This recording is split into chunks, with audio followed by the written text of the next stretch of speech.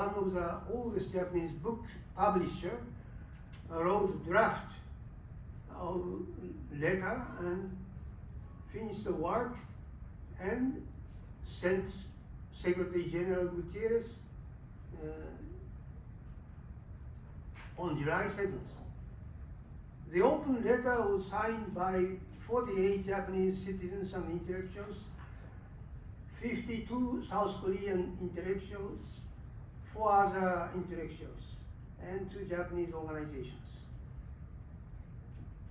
The last sentence of the letter is as follows. We share the views of the Secretary General and are encouraged by your efforts to immediate ceasefire. We look forward to your new steps. Sorry. Okay, thank you very much for that opening. All right, Harbison, if you'd like to go ahead. Thank you very much for your invitation. My name is Kumiko Haba, Professor Emeritus at Aoyama Gakuin University, the President of International Studies Association in Asia Pacific. My title is Who Do We Wish a Ceasefire in the Russo-Ukrainian War? We will not fight against China as well. Oh, really? Okay. Sorry. Yes, now I'd like to start. The first, why the ceasefire? It is a time to lay down weapons, stop wars, and consider diversity in Ukraine. Already on February 25, the Ukrainian Zelensky proposed a ceasefire negotiation. Since then, the ceasefire talks were starting and continued until now. At the end of March, both Ukraine and Russia agreed on the neutrality of Ukraine. The Bucha incident turned the possibility of the ceasefire upside down. Many facts are hidden without discussion. There is also pressure against freedom of speech within even Japan as well. The war is already 5 months. Sacrifices to Ukrainian citizens is widening.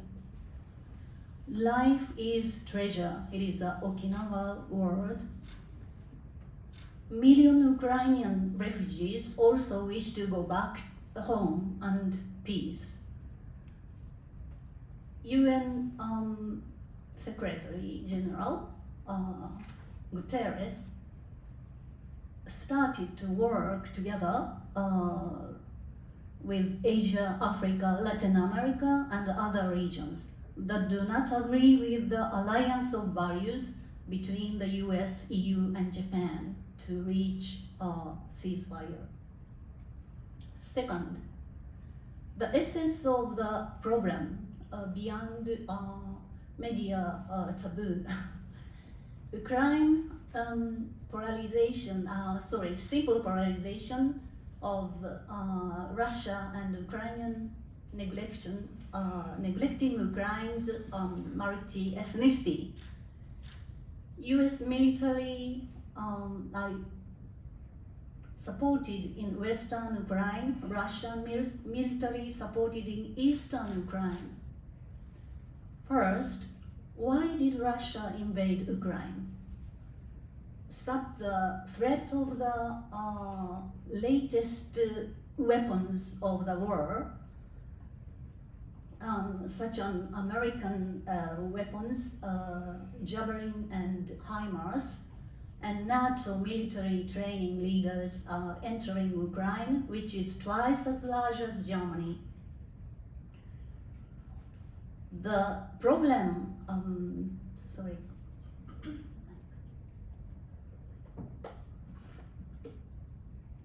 is China economic growth overtaken the US and become the top of the world.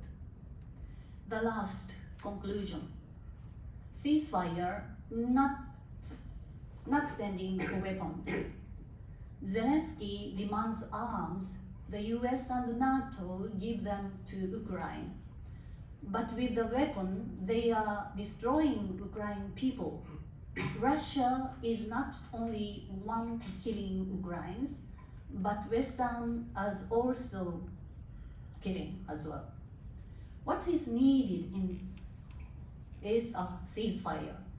It's not about sending weapons and killing Ukraine, Russians as well. Send neutral UN peacekeeping force into the buffer zone if possible. Russia and Ukraine both lay down their weapons. US and NATO stop sending weapons. The ceasefire negotiations are based on the Minsk agreement too. The autonomy of eastern Ukraine is determined by local elections. America and Russia will not interfere to Ukraine. To continue the war until it is won is to repeat the slaughter of Hiroshima, Nagasaki, and Okinawa. Nobody wants that again. Ceasefire. Stop sending weapons. Let the international community hope for peace and stability, not armed forces. Thank you very much for your attention. Thank you very much. Very most interesting. So, Isazaki-san, if you would like to take over, please. Everybody, good morning. And on Monday, which is yesterday, there was a good news. That is the first shipment of the grain left the port of Odessa just yesterday. It's a good sign. It's a good news also. Finally came after the UN and the Turkey brokered so-called grain agreement between Russia and Ukraine last month. Obviously, it raised the hope of easing growing food crisis affecting the people and grow.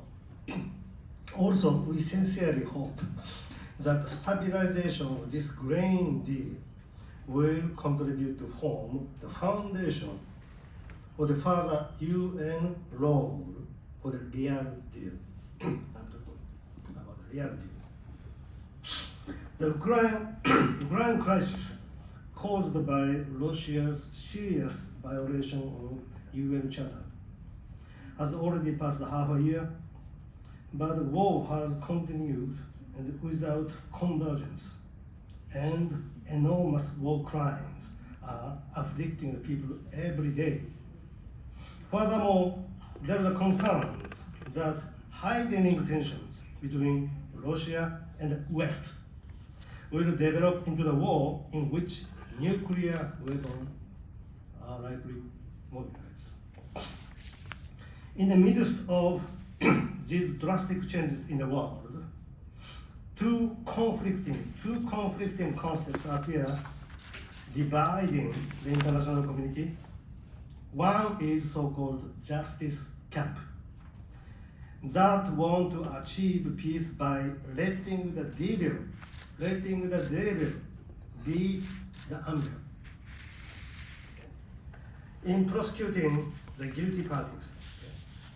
Other one is a so-called peace camp that want to prioritize the convergence and the stability of the situation, even if it swallows the devil's anger and compromise the justice.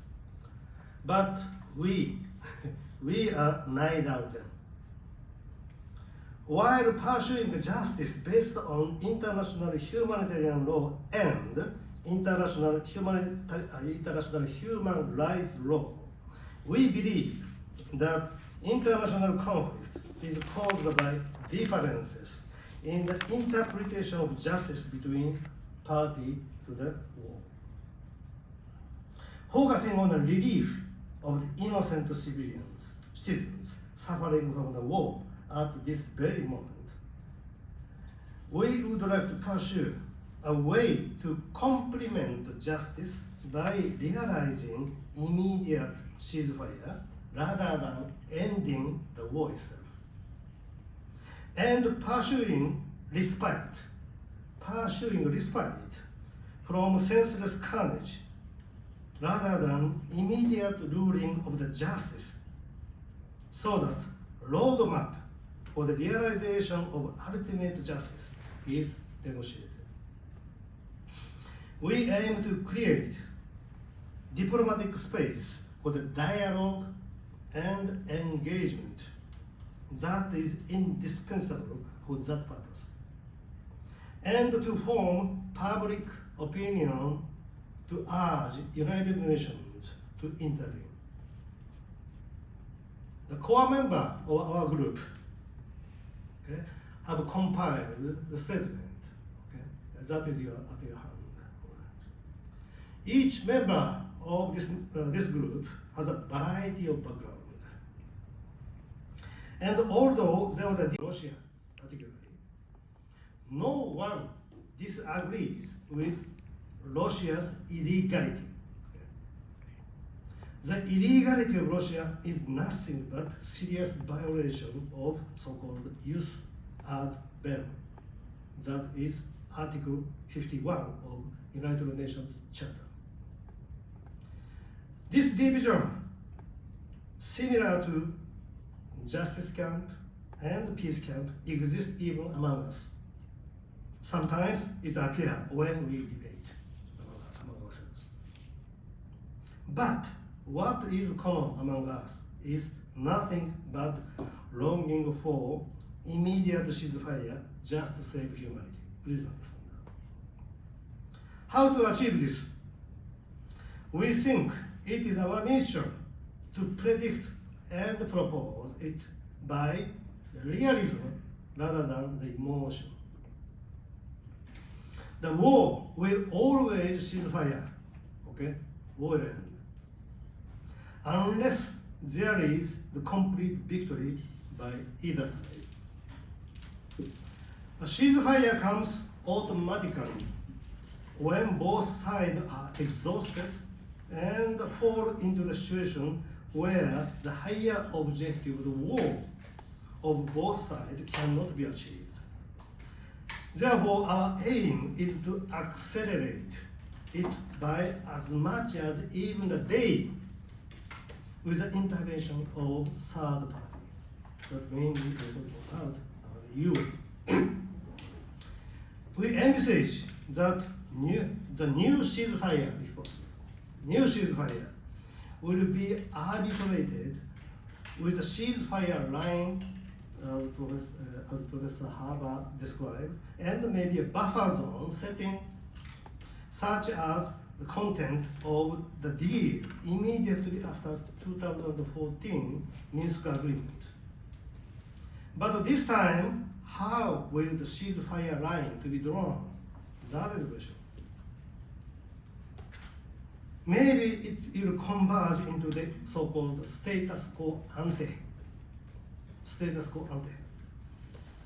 But is that border just before 24th of February this year? Or the one of 1991 collapse of Soviet Union, as Mr. Zelensky insists nowadays? We don't know. But in any case, the United States and its allies continue to pour heavy weapons into Ukraine in order to bring Russian-controlled area as close as even 1 meter to the status quo ante, whatever the status quo ante is. However, how many innocent civilians should be killed we are sticking on the gain and loss of the 1 meter. The failure of Minsk agreement at that time must be used as a lesson, not as a resignation.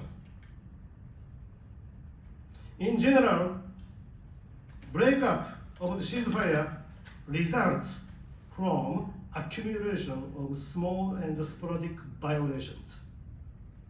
That is why it is important that each of those individual violations is immediately investigated and arbitrated as it occurs, so that confidence building measures won't be interrupted. Here comes the role of Truth Supervision Team as a third-party organization. The formation of strengths and mandate given to the OSCE at that time has to be re-examined, carefully re-examined. And further, if possible, empowered this time by broader UN authorization and involvement. So what is a UN authorization? We know that ongoing dysfunction of UN Security Council. That is why we urge to revive U4P resolution, United for Peace resolution. It was way back 1950, which allows UN General Assembly to conduct emergency special deliberation when Security Council dysfunction by vetoes. All of us know East War, which is Suez Crisis in 1956, when Britain and France, the permanent members of Security Council, became the party to the conflict. Then Security Council was dysfunctional, just like today.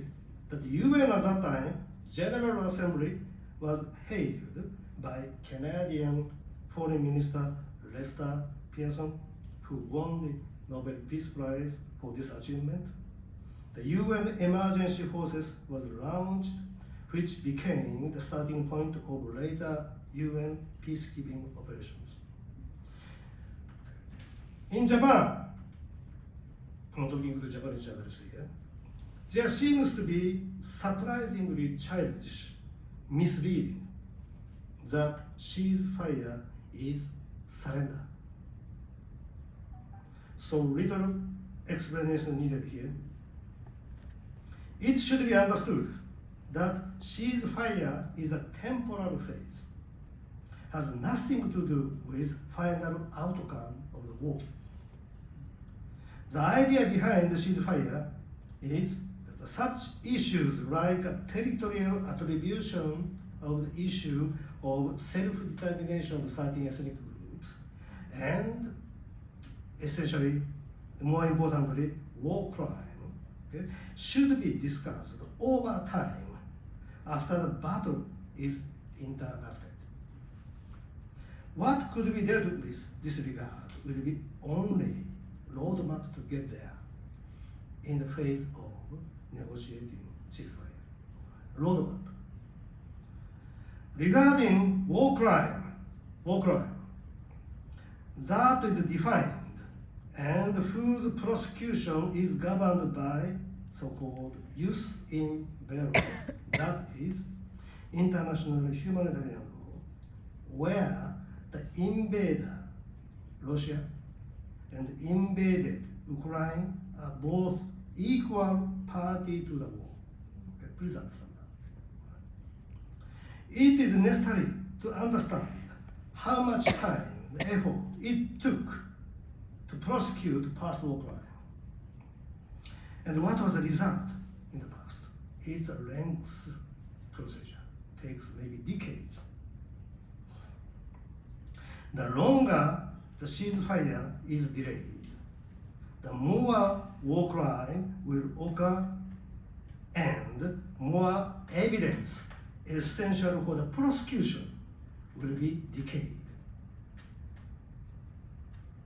That is why calling for ceasefire is primarily important. At last, sorry, taking much time, Mr. Chairman. In this appeal of ours to UN Secretary General, we are most grateful that collaboration with Korean experts was realized. They know, the Korean knows irreplaceable value of calling for earlier ceasefire much more than Japanese. How many lives were sacrificed by the delay in agreeing on the ceasefire? That is leading to the current 38th parallel. Korean Peninsula. Perpetual armistice. That is another realistic indication of a future ceasefire we are talking about. Thank you very much. Thank you very much indeed. Okay, well, our official moderator has now arrived. If he'd like to take over, I'm more than happy to hand over to you. Yes? Sure. Okay, fine. And then I will ask some questions from the floor. Anthony Rowley, I write for the South China Morning Post and various other publications. Thank you for a very interesting explanation. Certainly it's a fascinating situation that you've described, but where is your strongest support coming from? You're a voluntary group of concerned Japanese historians, and you've got support. You've discussed this issue with many countries, but where is the strongest support coming from? Does that include China, for example, and does it also include historians or others in the United States and in Europe? So a question addressed to whoever would like to answer it. Who wants to take that?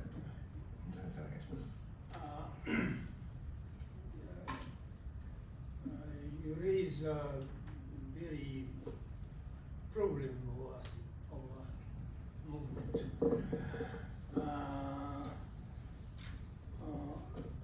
When we